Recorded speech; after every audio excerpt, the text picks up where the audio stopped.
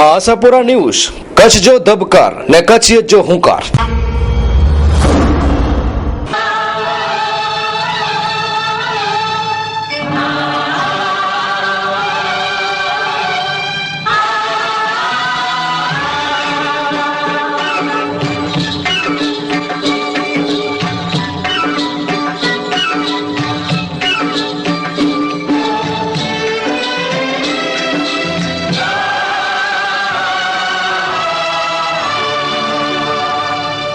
કચ્છ પ્રદેશ ખેતી અને પશુપાલન આધારિત પ્રદેશ છે। તેમ છતાં આજથી 4-5 દાયકા પહેલા અનેક કચ્છી ખેડૂતો કચ્છ છોડી મુંબઈ તેમજ દેશના કોઈ ખૂણે રોજની મજૂરી રળવા મજબૂર બન્યા હતા। એક તરફ દુષ્કાળના ઓછાયા, બીજી તરફ કચ્છી ખેડૂની જૂની ઢબની ખેતી પદ્ધતિ। પરિણામ એ આવ્યું કે ખેતી છોડીને દેશ વિદેશમાં મજૂરી કરવા માટે કેટલાય ખેડૂને નીકળી જવું પડ્યું। જોકે એમાં ઘણા ખેડૂતો અપવાદ પણ છે। એવા જ એક અપવાદ માંડવી તાલુકાના ગઢસીસા ગામની બાજુમાં આવેલા મોટી મઉના ખેડૂત બટુકસિંહ જાડેજા છે।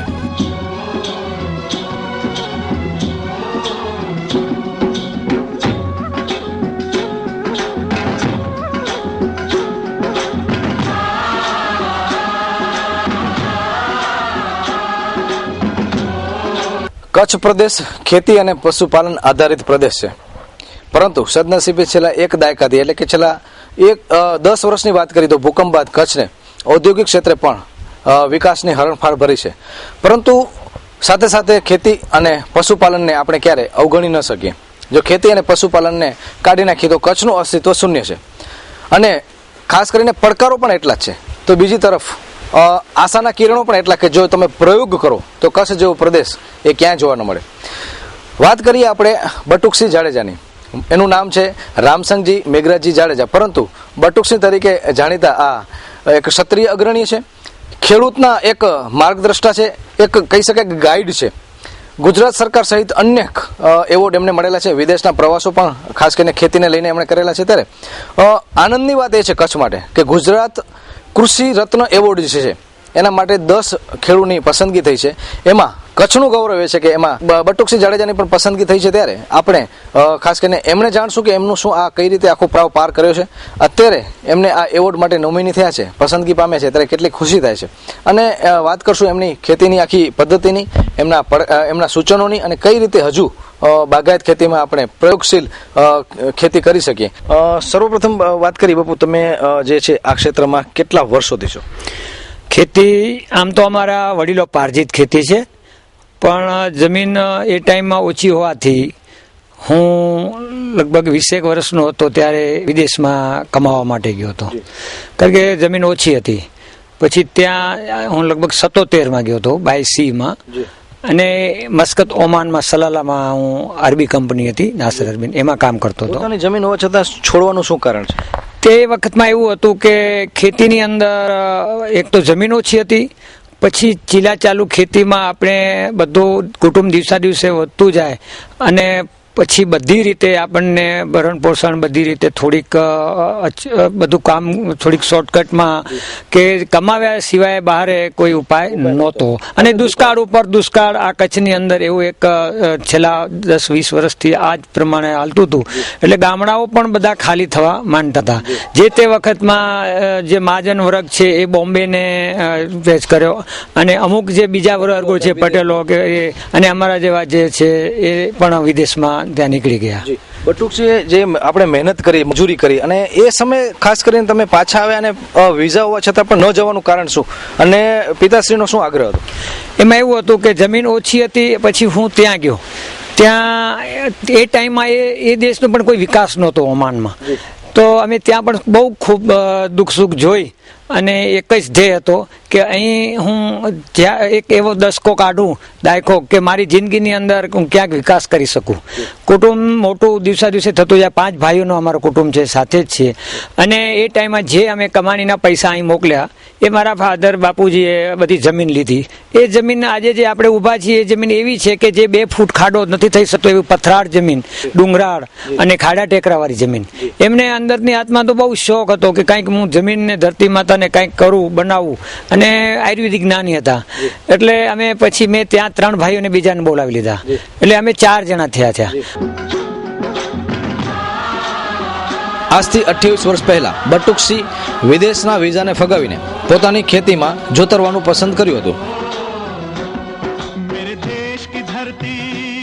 પછી 1984-85 ની અંદર હું અહીં આવ્યો ત્યારે અમારા ત્યાં કંપનીના શેઠ જે છે આરબ, એને મને રજા નહોતા આપતા, પણ છતાં રિટર્ન ટિકિટ ને રિટર્ન વિઝા અહીં લઈ આવ્યો. અને અહીં આવ્યા પછી મારા બાપુજીને એવું હતું કે હવે તું અહીં રહી જા, અહીં કચ્છમાં આપણી ખેતી છે એને આગળ વધાર અને હું પણ જોઉં સાથે. એટલે મને એવું હતું કે હવે હું શું કરું, એટલે એવો નિર્ણય લીધો કે ના, હું અહીં રહી જાઉં, મને પણ શોખ ખરો. એટલે 85 પછી મેં આ ખેતી ચીલા ચાલુ જે હતી આપણી એ ચાલુ કરી, ટ્રેક્ટર લીધું અને ક્યાં ખાડા ક્યાં ટેકરા, બહુ મહેનત હતી. એ ટાઈમમાં આટલા સાધનો પણ જેસીબી ને એવા હતા નહીં. પછી 3 ભાઈઓ ત્યાં હતા, એટલે મને પણ મદદરૂપ એ સાથે હતા. અને અહીંયાથી પછી ચાલુ કરી લગભગ 7-8 વર્ષથી આ ખેતી ચીલા ચાલુ કરી હતી કે ક્યાં કપાસ, ક્યાં મગફળી, ક્યાં મકેડા, એવું બધું. પણ ખેતીની અંદર અમે જ્યારે મેનેજમેન્ટની રીતે એક દ્રષ્ટિએ ખર્ચ ને ઉધાર બધું કરીએ વ્યવહારિક રીતે, તો એવું લાગતું હતું કે આ ખેતીમાં આપણું કામ નથી. આ વચ્ચે હું બાપુને રોકીશ, કારણ કે એક સમય એવો પણ આવ્યો હતો કે લોકો એને હસવા માંડ્યા હતા. અને 28 પહેલાની વાત છે, 1984, અને આજે છે 2013. 28 વર્ષમાં આ ખેડૂએ, એના પરિવારે એવી રીતે કઈ મહેનત કરી છે કે આજે એમનો કબાટ અનેક પ્રમાણપત્રોથી ભરાઈ ગયો છે. તો સૌ પ્રથમ આપણે એમના પ્રમાણપત્રની વાત કરશું, ને ત્યારબાદ આ દોર આપણે આગળ ચલાવશું, અને સાથે સાથે એની જે આખી જે જમીન છે, આખી જે આ બાગાયત ખેતી છે, એમાં પણ એક લેટર મારશું.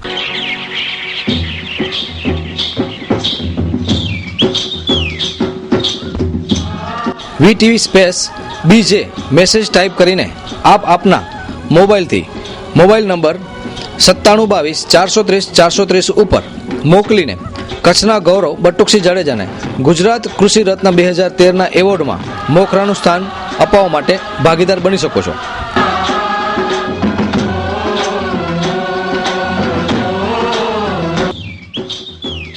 આજે પરિણામ એ આવ્યું છે કે બટુકસિંહ છેલ્લા એક જ દાયકામાં બાગાયત ખેતી ક્ષેત્રે વિશ્વમાં નામના મેળવી લીધી છે. કચ્છી માળુની છાતી તો ત્યારે ફૂલે છે કે જ્યારે આજે તેમની 2013માં કૃષિ રત્ન એવોર્ડ તરીકે પસંદગી થઈ છે.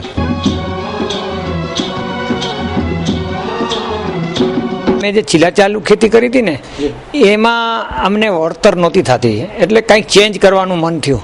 કારણ કે ખેડૂતને હંમેશા 2 પૈસા વધારે કેમ મળે એ ગણિતથી અમે આ થોડુંક ચેન્જ કર્યું અને હોર્ટિકલ્ચર ઉપર, બાગાયત ઉપર આવ્યા. અને બાગાયત ઉપર શું કરવું એમાં પણ મેં આખા ગુજરાતમાં એક વખત આખા ગુજરાત ફર્યો કે આપણે અહીંયા શું કરી શકીએ, આપણું હવામાન, પાણી, ક્લાઇમેટ, આ બધું કઈ ટાઈપનું છે અને કેને ફિટ થાય. અને ખેડૂતને વધારેમાં વધારે ખર્ચો એ ટાઈમમાં શેનો થતો હતો, એક પાણીનો અને લેબર ખર્ચ.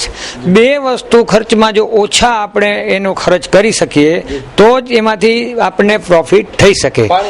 હા, પાણી અને લેબર ખર્ચ. એટલે મેં આના માટે એક આખો ગુજરાતમાં એક આખો ચક્કર માર્યો અને પછી એવું લાગ્યું કે આપણે હોર્ટિકલ્ચરમાં જઈએ. હોર્ટિકલ્ચરમાં જવું તો કેમાં જવું, એટલે મેં કેસર આંબાની પસંદગી ઉચ્ચારી. કારણ કે તલાલા ગીરની અંદર જે કેસર મેંગો થાય છે એ ડુંગરાળ વિસ્તાર છે, એનો ક્લાઇમેટ, એની જમીન, એ બધું આપણા કચ્છને અનુલક્ષી એવું ટાઈપનું એક છે. કારણ કે જેની અંદર જે ગુણ છે ધરતીની અંદર એ જે એમાં છે એ આપણી કચ્છની ધરતીમાં અહીંયા પણ સારો કેલ્શિયમ, ફોસ્ફરસ, બધું જે વસ્તુ છે. એ દોર ચાલુ રાખશું, પણ બાપુ આ ખબર કેમ પડી? કારણ કે તમે તમારો હવે અભ્યાસની વાત આવશે, તો આ અંગે ખાસ કરીને તમને કોનું માર્ગદર્શન મળ્યું ને આપનો અભ્યાસ, કારણ કે આ સાયન્સનો વિષય છે. હા, એટલે પછી શું થયું કે પછી આ વસ્તુ અમે જ્યારે આ કરી, બરાબર, ત્યારે પહેલી વખત કેસર કેરીને અમે જ્યારે આ લઈ આવ્યા, એમાં અમારો થોડોક રિસોર્ટ એ આવ્યું કામ કે કેસર કેરી કોને કહેવાય, એ ફ્રૂટ કેવો હોવો જોઈએ, એની સાઇઝ કેવી હોવી જોઈએ, એની છાલ કેવી હોવી જોઈએ, એની અંદરના રેસા કેવા હોવો જોઈએ, અંદરનો માવો કેવો હોવો જોઈએ, અંદરની ગોટલી કેવી હોવી જોઈએ, અને કલર કેવો હોવો જોઈએ, અને છેલ્લે ટેસ્ટ કેવો હોવો જોઈએ. એટલે મને એ વસ્તુનો ખાસ કાળજી રાખવાની કે જે વસ્તુ બનાવીએ એ ક્વોલિટીમાં જવાનું. અને એ ક્વોલિટી આપણે જ્યારે બનાવીએ ત્યારે દુનિયાના છેડે કોઈ પણ માનવી ખાય એ વસ્તુને ટેસ્ટ કરે તો એ આપણા પાસે લેવા આવે અને એના વખાણ કરે, અને તો જ ક્વોલિટી કહેવાય. અને પછી એ ટાઈમમાં હવે એનું જ્યારે આપણે આ વસ્તુ બનાવી તો હવે એને ડિક્લેર કઈ રીતે કરવી, એટલે 1998ની અંદર પહેલી વખત મેં અહીંયા પેપર વાંચ્યું તો એની અંદર હોર્ટિકલ્ચરનો એક કોમ્પિટિશન કેસર મેંગાનું થાય છે, એ અમરેલીની અંદર થયું. એટલે મેં બાગાયત અધિકારી અમારા જે કચ્છ જિલ્લાના હતા એમને મેં પૂછ્યું કે સાહેબ આ વસ્તુ ત્યાં આવું બધું થાય છે તો કેસર કેરી અમારા પાસે છે તો અમે કોમ્પિટિશનમાં જઈ શકીએ? કે હા તમે જઈ શકો. એટલે ત્યારે હું એકલો જ અહીંયાથી અમરેલી ગયા. પછી અમરેલી જઈ અને ત્યાં તો 1000-1500 ખેડૂતો આખા ગુજરાતમાંથી આવ્યા હતા પોતપોતાની કેરી લઈ. એ 3 ફ્રૂટ લઈ આવે છે, ડીશમાં રાખે, એના સાયન્ટિસ્ટો હોય, એની અંદર એ ટેસ્ટ કરે. સાયન્ટિસ્ટો 1, 2 વખત 3 વખત જેને એને માર્ક વધારે આવે એને ફર્સ્ટ નંબર આપે, પછી સેકન્ડ અને થર્ડ. એ ટાઈમમાં એવું થયું કે બરાબર એ જ્યારે પૂરું થઈ ગયું ત્યારે એ લોકોએ જ્યારે સર્ટિફિકેટ ને આપણે આશ્વાસન આપે જે સર્ટિફિકેટ, ત્યારે એ નંબર સ્ટેટ ઉપર આપણા ડૉક્ટર ભાદાણી સાહેબ હતા ત્યારે કૃષિ મંત્રી અને બીજા અધિકારીઓ ઘણા હતા, ત્યારે એ નામ બોલવામાં આવ્યું મારું. એટલે મને થોડીક અચરજ લાગી કે હું નહીં, હું કદાચ મારા નામનો બીજો કોઈ પણ હશે. એટલે અમારા અધિકારી છે બોલો કે ભાઈ તમે જાઓ, આ નંબર તમારું આવ્યું છે. એટલે મને ખુશી થઈ હું સ્ટેટ ઉપર ગયો. તો ત્યાં ગયા પછી વાદાણી સાહેબને કૃષિ મંત્રીને એવું લાગ્યું કે ક્યાંથી આવો છો? કે કચ્છમાંથી. કે કચ્છમાં ક્યાં કેસર મેંગો થાય છે? તો મેં કીધું કે ભાઈ અમારે આ માંડવી વિસ્તારમાં થાય છે અને હકીકત સાચી છે, કચ્છમાંથી જ લઈ આવ્યો છું. એટલે એમને પણ આનંદ થયું. એટલે મેં અહીં સર્ટિફિકેટ લઈને મારે એક જોશ વધ્યો. અને પછી બીજા વર્ષે હું આપણે અહીંયા મહારાષ્ટ્રમાં નવસારી, પછી કોડીનાર એમાંય પણ એવા 5 વખત મેં ફર્સ્ટ નંબરના ઇનામ લીધા. અને એક વખત એવું બન્યું કે અમે 5 ભાઈઓના નંબર લઈ ગયા તો એ 4 નંબર મારા પાસે આવ્યા, સમજ્યા? તો એ બધાને એમને વિચાર થયું કે હવે બાપુ શું કરીએ, બધા નંબર તમારા જ આવે છે કારણ કે ક્વોલિટી તમારી સારી છે. એટલે મને વધારે ઉત્સાહ આવ્યો. એટલે એમ કરતાં ને પછી અત્યારે જે 1909ની અંદર 2009ના મને સરદાર પટેલ કૃષિ સંશોધન પુરસ્કાર ગુજરાતની અંદર એક જણાને એક ગવર્મેન્ટ આપે છે. અને જુનાગઢની અંદર સીએમ સાહેબના, મુખ્યમંત્રી નરેન્દ્રભાઈ મોદીના સાહેબના હસ્તક મને ઈ એવોર્ડ પ્રાપ્ત થયો ને 51,000નો પ્રોત્સાહન મળ્યું. એ એવોર્ડ મહેશભાઈને કહીશ કે એના તરફ લઈ જાય. અત્યારે જે એવોર્ડની વાત કરી રહ્યા છે એ એવોર્ડ અહીંયા કપબોર્ડમાં બોર્ડમાં જોઈ શકો છો. બાપુ, ખાસ કરીને જ્યારે એવોર્ડ મળે છે ત્યારે ગુજરાત જે સરકારની જે જવાબદારી છે એ જવાબદારી નિભાવી છે એમણે, ત્યારે ખાસ કરીને જે નાસીપાસ થતો ખેડૂત છે એના માટે આ પ્રમાણપત્ર કેટલા પ્રોત્સાહિત થઈ શકે? એમાં એવું છે કે અત્યારે જો ધંધાની અંદર, ખેતીની અંદર છે ને એકબીજાની હરીફાઈ હોવી જોઈએ, અડેખાઈ નહીં. જે પણ હરીફાઈ કરશે ને એક દિવસ એનો લક્ષ્ય પાર કરશે ને સાચી દિલથી, સાચી નીતિથી આપણે કામ કરશું તો પુરુષાર્થ આપણે કરવું જોઈએ. ફળ ભગવાન આપવા તૈયાર જ બેઠો છે. અને આવી ધરતીની અંદર કોઈને કલ્પના નહોતી, કારણ કે જ્યારે અમે આ આંબા વાવેતર કર્યું ત્યારે મેં બધા ખેડૂતોને સાથે બેસાડીને ચર્ચા પણ કરી કે જમાનું બદલે છે, ચેન્જ કરો, આપણે નહીં ટકી શકીએ. અને ખેડૂત નહીં ટકે તો ગામડો ખલાસ થઈ જશે. અને ગામડો ખલાસ થશે તો એ દેશને પણ આપણે આખર તો દેશ પણ એમાંથી જ બનવાનું છે. તો અને ભવિષ્ય એવું છે કે ખેડૂત એટલે એક નબળા વર્ગ તરીકે ગણિત થતી હતી કે ખેડૂતનો દીકરો કોઈ ઓફિસર ન બની શકતો હતો. હા, બિચારો શબ્દ વાપરતા હતા. તો મને આનંદ એ પણ છે કે કદાચ હું તો નથી ભણ્યો જાજી, કારણ કે હું તો નાનો હતો ત્યારે કમાવા નીકળી ગયો, પણ અમારા બધા 5 ભાઈઓના દીકરાઓ સારો અભ્યાસ પણ કરે છે અને સારું એજ્યુકેશન લે છે.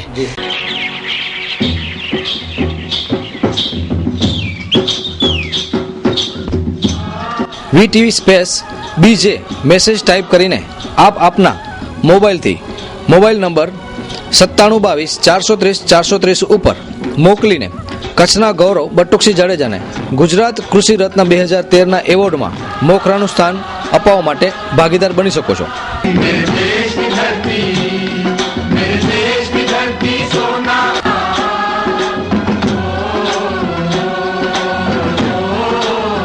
આજે ખેતીની વાત આવે ત્યારે આપણે ઇઝરાયલને દ્રષ્ટાંત તરીકે યાદ કરીએ છીએ, પરંતુ મોટી મહુના આ ખેડૂત કહે છે કે આપણે કચ્છને પણ ઇઝરાયલથી વિશેષ બનાવી શકીએ છીએ. વાતાવરણની દ્રષ્ટિએ કચ્છ પ્રદેશ ઇઝરાયલ કરતાં અનેક ગણો ચડિયાતો છે. બટુકસિંહ કહે છે કે આપણો કચ્છડો ખારેકમાં વિશ્વમાં અવ્વલ છે. ઇઝરાયલ કરતાં કચ્છમાં ખારેક 1.5 મહિનો વહેલી આવે છે. એટલે જો યોગ્ય રીતે, આયોજનબદ્ધ રીતે આપણે કચ્છી ખારેકને એક્સપોર્ટ માર્કેટ આપીએ તો ઇઝરાયલની ખારેક વિશ્વના બજારમાં પહોંચે એ પહેલા વિદેશીઓ આપણી કચ્છી ખારેક ખાઈને ધરાઈ ગયા હશે. એવું લાગે છે કે દિવસા દિવસે કચ્છની ખેતી એક ઔદ્યોગિક તરીકે એક આધુનિક ઢબે વિકાસ થતો જાય છે અને કચ્છ એ એક બીજા નંબરમાં કહીએ કે ઇઝરાયલને પણ કદાચ ભવિષ્યમાં ટક્કર મારે એવો એક બનતું જાય છે. તો એના બાબતમાં જ્યારે આ બાગાયત વિકાસ થઈ રહ્યો છે અને દરેક જાતના ફ્રૂટ શાકભાજી જ્યારે આ કચ્છની અંદર જ્યારે ઉત્પાદન થઈ રહ્યું છે ત્યારે ખેડૂતોને મોટામાં મોટી આશા શું હોય કે 2 રૂપિયા કેમ વધારે મળે છે, ખેડૂતના ખીચામાં આવે, ખેડૂત આનંદ થાય, ખેડૂત સુખી થાય અને એને છોકરાને એજ્યુકેશન કરાવી શકે અને આનંદથી જીવન જીવી શકે. બટુકસિંહ જાડેજાના પિતા મેઘરાજજી અરભમજી જાડેજા 5 એકર જમીનમાં ખેતી કરતા હતા. તેઓ સારા એવા વનસ્પતિ શાસ્ત્રના તજજ્ઞ હતા. દેશી વૈદ્ય થકી એમને અનેક લોકોને રોગમુક્ત કર્યા હતા. પિતાના સંસ્કાર એમના 5 ભાઈઓમાં જોવા મળે છે. 5 એકરથી શરૂ કરેલી ખેતી આજે 250 એકર ખેતી સુધી પહોંચી છે. ખેતીને સિંચવા મેઘરાજજી જાડેજાના વારસદારોએ પસીનો રેડ્યો છે.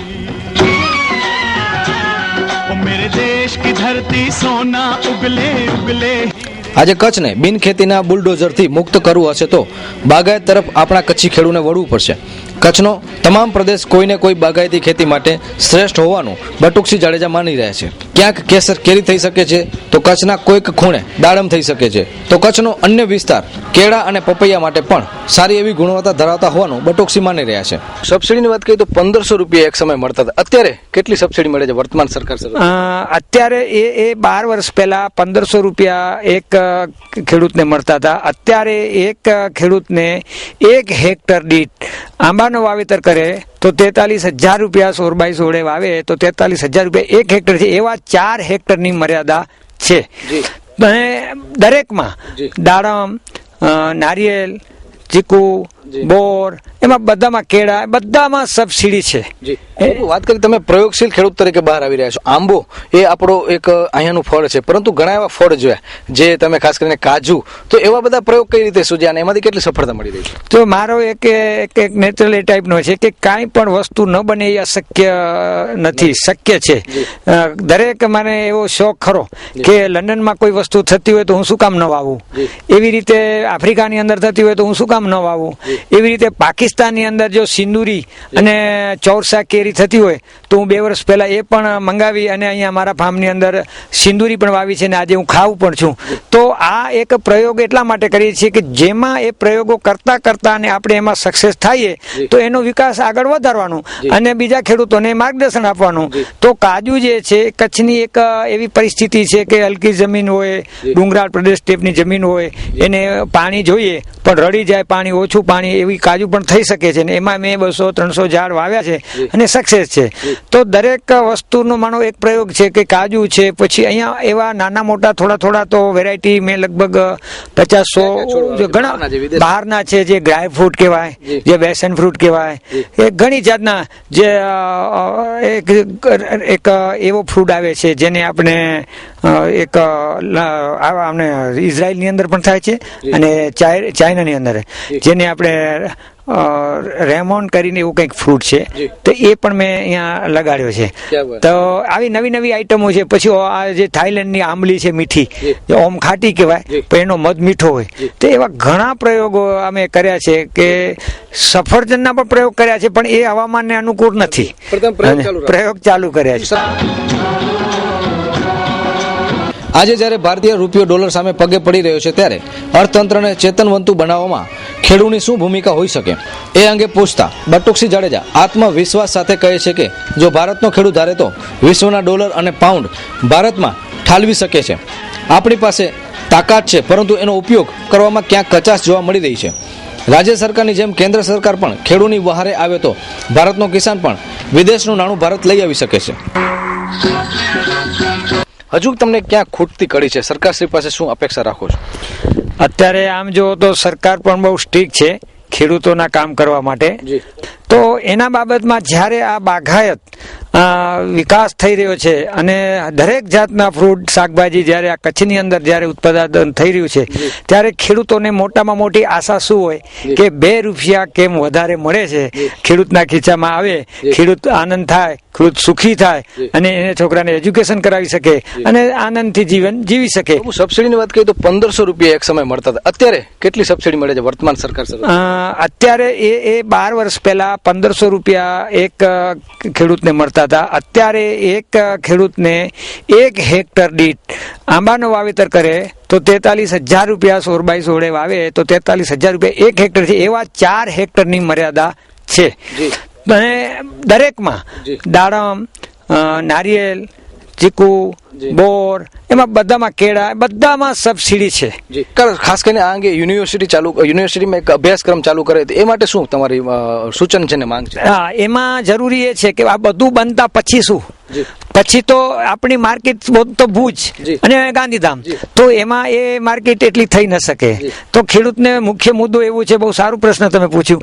તો એની અંદર આપણને દુનિયાની અંદર જો માલ મોકલવું હોય તો અત્યારે જે ભુજ એરપોર્ટ છે એ ઇન્ટરનેશનલ એરપોર્ટ નથી. કદાચ ઇન્ટરનેશનલ ભવિષ્યમાં થઈ શકે. એની વચ્ચેનો એક એવો સુઝાવ છે મારો કે જો મિની કાર્ગો આપે અને એને કસ્ટમ ક્લિયરિંગ અહીં જ થાય, સિવાય કે ખેડૂતનો એગ્રીકલ્ચર ફ્રૂટ જે હોય કે શાકભાજી જે પણ હોય અહીંથી જાય, તો આ આપણા બોમ્બેની અંદર જે એક્સપોર્ટરો છે જે 500-800 ગાડી અત્યારે આંબાની અહીંથી બાય રોડ જઈને અહીંયા એક્સપોર્ટ કરતા હોય, તો અહીં ભુજની અંદર ઓફિસો ખોલીને બેસે. અને આ વસ્તુ જે આંબા છે, આંબા એટલું નથી આંબાની રીતે સમિત છે. આંબાની મોસમ પૂરી થાય એટલે ખારીકની ચાલુ થાય, ખારીકની મોસમ પૂરી થાય એટલે દાડમની થાય, ચીકુની છે, અને વધારામાં દર વર્ષે હંમેશા કેળા ને પપૈયા તો આપણા પાસે ચાલુ જ હોય છે. સિવાય કે જે બ્રિટન, જે અત્યારે લંડનની અંદર, જે યુરોપની અંદર જે વસ્તુ અત્યારે 12 માસ ખાય છે લોકો, જે ભીંડી છે, હા, જે ગુવાર છે, જે આ ટાઈપનું આખું ભીંડી છે, ગુવાર છે, મરચા છે અને પરવર છે, એ વસ્તુ તો મામૂલી નાનામાં નાનો ખેડૂત પણ બનાવી શકે છે. હા, ને ખૂબ માંગ છે. તમે એ ખાલી સ્ટડી તમે બોમ્બેની અંદર વાસી માર્કેટની અંદર ઉભા રહેશો ને ત્યારે આપને એમ થશે કે શું દુનિયા ક્યાં જઈ રહી છે. વાત કરી ખાસ કરીને ડોલર સામે જે રૂપિયો ગગડી રહ્યો છે, તો આ ખેડૂતને જો પ્રોત્સાહન મળશે તો ડોલર અહીંયા ભારતમાં ઠલવાશે. શું લાગે? તો મને એવું લાગે છે કે એક નાનામાં નાનો કચ્છ દેશ છે ને, એ આપણી કચ્છની બેંકુ છે ને, એ ડોલરથી છલોછલ થઈ જશે અને કચ્છનો ખેડૂત ડોલરથી રમતા થઈ જશે.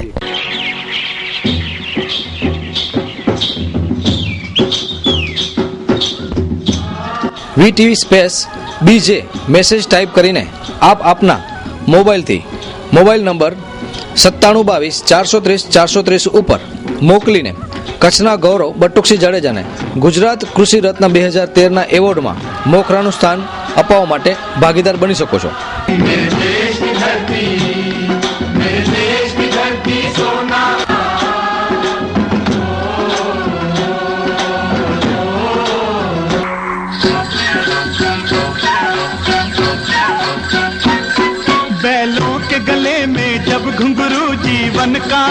જો વિદેશની માર્કેટમાં ટકી રહેવું હશે તો સજીવ ખેતી સિવાય કોઈ વિકલ્પ નથી, કારણ કે વિદેશી લોકો ફૂડ બાબતે જાગૃત છે.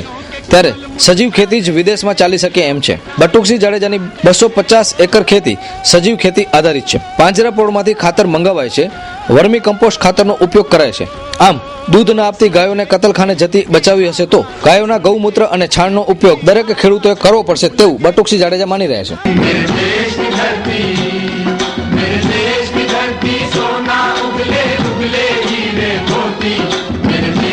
આજે કચ્છમાં Shri Ashapura farm and nursery અજાણ્યું નામ નથી. આ નર્સરી માત્ર બાગાયતી પાકો જ નથી લેતી, પરંતુ બાગાયતી ખેતીને પ્રોત્સાહન મળી રહે તે માટે મહુના આ ખેડૂતો સતત ચિંતિત રહ્યા છે અને પ્રયત્નશીલ રહે છે. શ્રી આશાપુરા ફાર્મ એન્ડ નર્સરીના રોપાને 2 નહીં 3 નહીં પરંતુ 4 સ્ટારની ગુણવત્તાથી પ્રમાણિત કરાયા છે. આ નર્સરીની કલમ લઈને ભારતના કોઈ પણ રાજ્યનો ખેડૂત બેંકમાંથી લોન મેળવવા માટે સક્ષમ બને છે. અને આ 4 સ્ટાર નર્સરી ગુજરાતમાં માત્ર ને માત્ર કચ્છના મહુ ગામમાં બટુકસિંહની વાડીમાં છે, જે સમગ્ર કચ્છી ખેડૂતો માટે ગૌરવની વાત છે. દર્શક મિત્રો, તમે કોઈ પણ હોટેલમાં જાઓ, કોઈ પણ મેગા સિટીમાં હોટલમાં, ત્યાં સ્ટાર લાગતા હોય છે, 3 સ્ટાર, 4 સ્ટાર અને 5 સ્ટાર, પરંતુ કલમમાં કોઈ છોડના કલમમાં સ્ટાર લાગે એ જાણીને આપણે અચરજ થશે. એવી જ ખાસ કરીને અત્યારે જે વાત કરવા જઈ રહ્યા છીએ આપણે કેસર કલમના જે રોપા છે, કલમ છે, એને 4 સ્ટાર પ્રમાણિત જો ગુજરાત રાજ્યમાં કોઈ નર્સરીને મળી હોય તો એ આપણી મૌની નર્સરી છે. એ પણ ખાસ કરીને કચ્છ માટે ગૌરવની વાત છે. તો એ અંગે આપણે બટુકભાઈને મળશું કે ખાસ કરીને એ શું છે, 4 સ્ટાર કલમ શું છે, એ નર્સરીમાંથી કઈ રીતે રોપા આપણે બહાર મોકલવામાં આવે છે અને દર વર્ષે એ જે રોપા છે એ વિશ્વમાં કઈ કઈ જગ્યાએ મોકલાવે છે. બાપુ, ખાસ કરીને વાત કરીએ આપણે કલમ કઈ રીતે બને છે અને 4 સ્ટાર જે તમારી નર્સરી છે આશાપુરા નર્સરી ફાર્મ, એના વિશે થોડીક વાત. સ્ટાર્ટથી થોડી વાત કરું તો જ્યારે અમે આ કલમ મેં કીધું કે હું 100 રોપા અગાઉથી જે લઈ આવ્યો તો જ્યારે સ્ટાર્ટ કરી 94-95માં, ત્યારે એનામાંથી કઈ સારી જાત મેં આપણે જે અગાઉ વાત કરેલી કે કેરી કેવી હોવી જોઈએ, ફ્રૂટ કેવું હોવું જોઈએ, એનામાંથી અમે પસંદ કરીને 60 એક રોપા અમે ઝાડ એને પસંદ કર્યા, એનો મધર પ્લાન બનાવ્યું. એ મધર પ્લાન બનાવવાથી પછી અમે એનામાંથી જ અમે રોપા કલમ બનાવતા ગયા અને આખા ફાર્મની અંદર અત્યારે જે આપણે આ 200 એકરની ફાર્મમાં ઊભા છીએ એની અંદર જેટલા આંબા છે એ મધર પ્લાનના છે. પણ આની અંદર જે આ છે એનો થડ પૂરો દેશી છે. હવે અમારો જે મધર પ્લાન છે એના ઉપરથી અમે એની કટિંગ લઈએ. કટિંગ એટલે આ જે એનો જે મૂળ છે રોપો, એનો જે મૂળનો છે અગાઉનો, એની અંદર 3 ઇંચની 4 ઇંચની કટિંગ લઈએ. એને કટિંગ કરી અને પછી અહીંયાથી એને કાપીએ, એમાં એક ચીરો પાડીએ અને એ ઓલે જે દાંડી હોય એને 2 સાઈડમાં છોલી અને વી આચાર કરી અને આવી રીતે અમે એને જોઈન્ટ કરીએ. પછી એની અંદર પ્લાસ્ટિક ફિટ કરીએ એટલે એને સર્જિકલ થઈ ગયું છે એવું. અને 15 દિવસ પછી કે મહિના દિવસ પછી એની ફૂટ જાય, એની નવો પાન નીકળે, એ અસલ કેસર થાય. કેસર. બાપુ, એના માટે 4 સ્ટાર તમને મળ્યા છે તો એ ગુજરાત રાજ્યમાં કચ્છમાં તમને એકલે જ મળ્યા, આખા ગુજરાતમાં તમને જ મળ્યા છે? હા, એમાં શું છે કે મારી નર્સરી તો આમ વર્ષો ઘણા થઈ ગયા, એને સ્ટેટ ગવર્મેન્ટ માન્ય, હોર્ટિકલ્ચર માન્ય તો છે જ, પણ એના સિવાય હજી આપણે શું એક પગથિયો ચડી શકીએ. એટલે મેં વિચાર કર્યું કે આપણે ઓલ ઇન્ડિયાની અંદર આપણા પાસે કોઈ પણ ખેડૂત આવે તો એને લાભ કઈ રીતે આપી શકીએ. એટલે મેં વિચાર કર્યું તો NHB નેશનલ હોર્ટિકલ્ચર બોર્ડ દ્વારા મેં એપ્લિકેશન કર્યું અને એ લોકો જ્યારે અહીં ટેગ કરવા આવ્યા ત્યારે આ લોકોએ બહુ ખુશી વ્યક્ત કરી અને આપણને 4 સ્ટાર નર્સરી તરીકે આપણને એ લોકોએ પરમિશન આપી. એટલે હવે હિન્દુસ્તાનની અંદર ગમે રાજ્યનો ખેડૂત આપણા પાસે કેસરાંબા, ચીકુ અને દાડમ એ 3 વસ્તુમાંથી કાંઈ પણ એ રોપો અહીંથી લઈ જાય અને એ ખેડૂતને સબસિડી પાત્ર થાય, પ્રમાણિક રોપો થાય. તો બાપુ, દર વર્ષે કેટલા એ રોપા બહાર આપણે જાય? અમે 1 થી 1.5 લાખ રોપા, તોય હજી અમે ઓછા પડીએ છીએ, પણ અમારે એટલા અમે સેલ કરીએ છીએ. શું છે ગણતરી આગામી વર્ષોમાં કેટલા? આમાં શું છે, જો સ્વાર્થે પરમારથ થાય છે કે આ વસ્તુ એવી છે કે અમે હોર્ટિકલ્ચરમાં જ્યારે આવ્યા ત્યારે એવું લાગ્યું કે આપણને આ વાવીએ તો એમાં 2 પૈસા વધારે મળે. સાથોસાથ રાષ્ટ્રને એ ફાયદો થાય છે કે જ્યારે આ ગ્રીનરી બની જશે તો રાષ્ટ્રને, અને અત્યારે જે આ ગ્લોબલનો જે ચાલી રહ્યો છે તો વોર્મિંગનો, તો એ પણ એક રાષ્ટ્રને સારામાં સારો હવામાન શુદ્ધ થાય અને એના માટે આ ગ્રીનરી વધી જાય અને ખેડૂતને પણ બેઠે લાભ થાય. અને એ જે સરકાર જે માન્ય છે તો ખેડૂતને પણ અત્યારે ગુજરાત સ્ટેટ ગવર્મેન્ટ તો બહુ સારામાં સારો લાભ આપે છે. 1 હેક્ટરની અંદર 43,000 રૂપિયા આંબા આ 16x16 વાવો તમે, 43,000 સબસિડી છે. હા, તો આવી રીતે મદદ પણ કરે છે સરકાર. તો આપણને આ મદદ પણ સાથ સહકાર મળે અને જો ખેડૂત આના લીધે જો આગળ વધતો હોય તો ભવિષ્યમાં એક બેઠી આવક થઈ જાય. અને આવક જ્યારે વસ્તુ થઈ જાય ને ત્યારે તમારી એક જેવો કર ઔદ્યોગિક આપણને જ્યારે એક ફેક્ટરી ઊભી થઈ જશે, તમારા દીકરાઓ પણ એ ખેતરને તરછોડશે નહીં, કોઈ દિવસ તરછોડશે નહીં. તો ખાસ કરીને સ્વાદ સાથે પરમાત્મની વાત બાપુ કરી અને ખેતીને જો ટકાવી રહે, કારણ કે ભારત દેશ છે ખેતી પ્રધાન દેશ છે, તો આવી રીતે જો બાગાયતમાં આપણે ખરેખર જો મૂળથી જશું તો ચોક્કસ આ ખેતી આપણી ટકી રહેશે.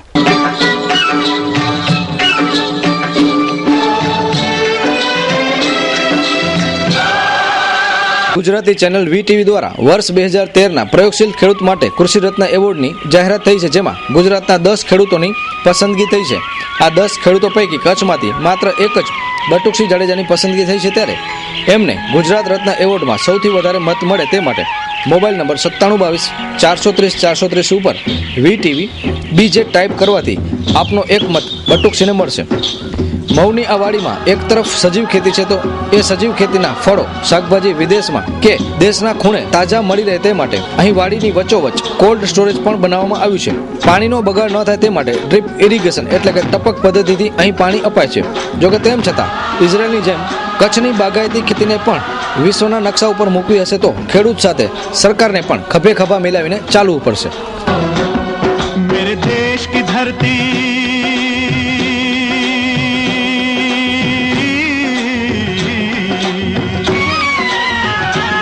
ओ मेरे देश की धरती सोना उगले उगले हीरे मोती